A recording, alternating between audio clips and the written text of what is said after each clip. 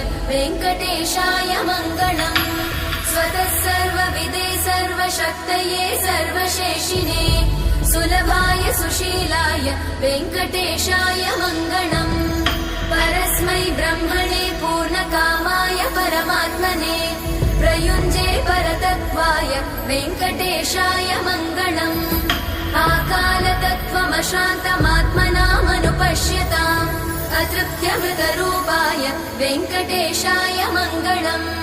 प्रायस्वचरणौ पुंसां शरण्यत्वेन पाणिना कृपया दिशते श्रीमद् वेङ्कटेशाय मङ्गलम्।